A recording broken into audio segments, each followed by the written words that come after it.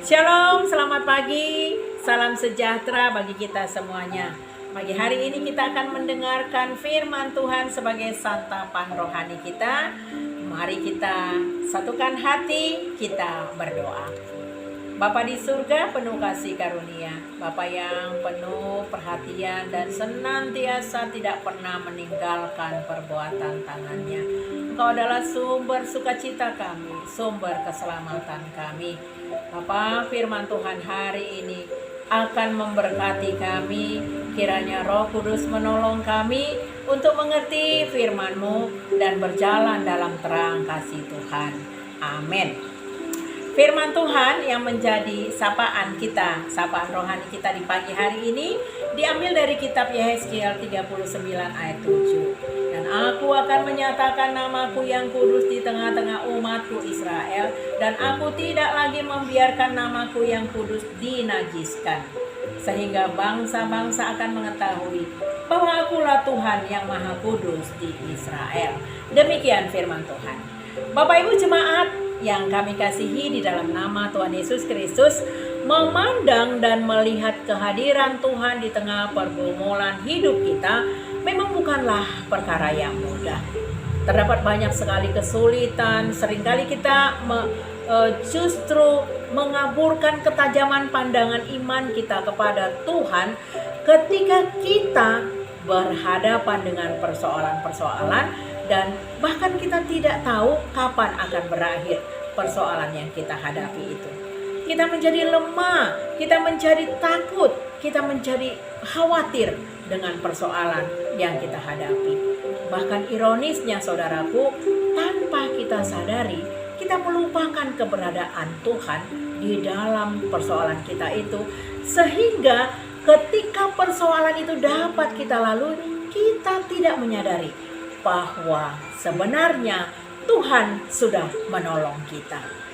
Oleh karena itu, inilah yang menjadi salah satu pergumulan yang harus kita sadari, bahwa kita jangan lagi terhanyut dengan persoalan hidup kita.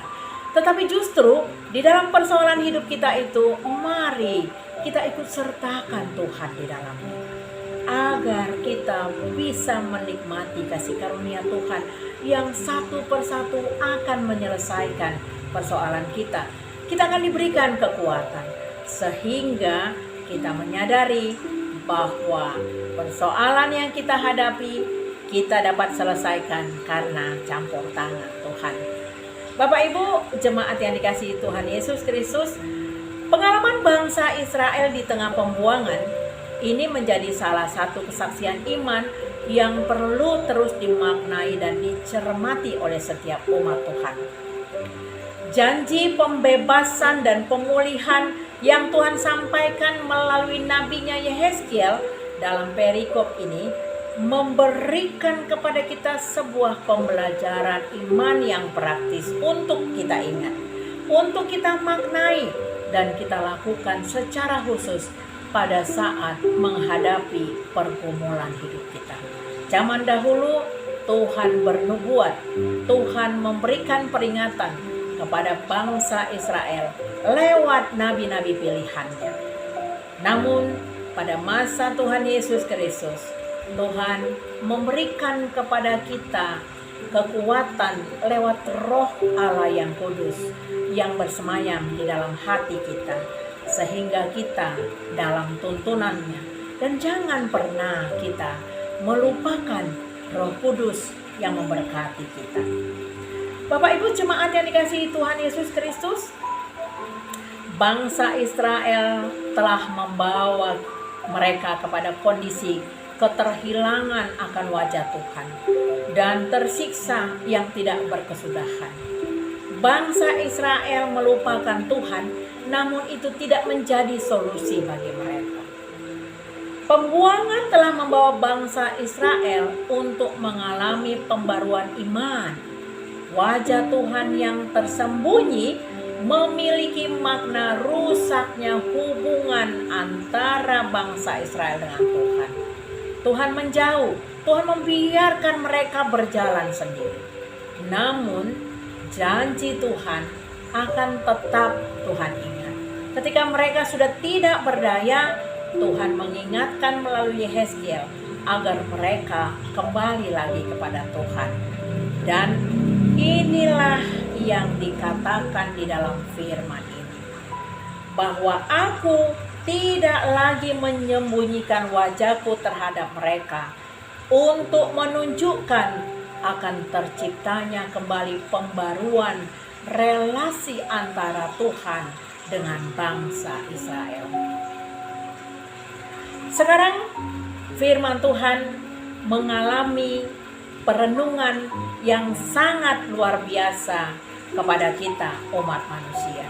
Pertama, kita jangan lagi menjadi orang-orang yang pasif di tengah-tengah pergumulan kita, apalagi bersifat pasrah atau mencoba mencari jalan keluar yang salah dalam menghadapi persoalan hidup.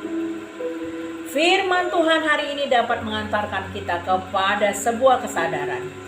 Hanya kehadiran Tuhan yang membawa pemulihan dalam segala aspek kehidupan kita.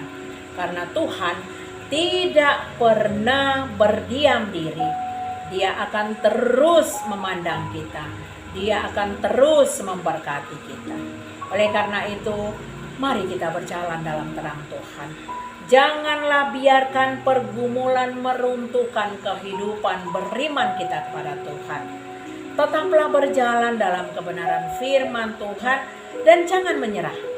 Walaupun kita sampai pada saat belum mendapatkan jalan keluar. Kekudusan Tuhan, kemuliaan Tuhan, kekuasaan Tuhan tetap kita aktualisasikan dalam kehidupan keberimanan kita. Untuk itu, tetaplah setia kepada Tuhan. Amin.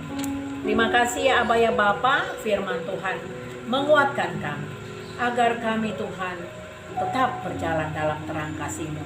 Walaupun banyak persoalan hidup kami silih berganti, kami harus percaya bahwa Tuhan terus akan menolong kami, bahkan akan memberikan hal-hal besar yang tidak kami pahami sekarang ya Bapa. Terpuji dimuliakan nama-Mu. Di dalam nama anak-Mu Tuhan Yesus Kristus kami berdoa. Kasih karunia dari Tuhan Yesus Kristus dan kasih dari Allah Bapa dan persekutuan dari Roh Kudus kiranya memberkati kita sekalian. Amin. Selamat beraktivitas, Tuhan Yesus memberkati.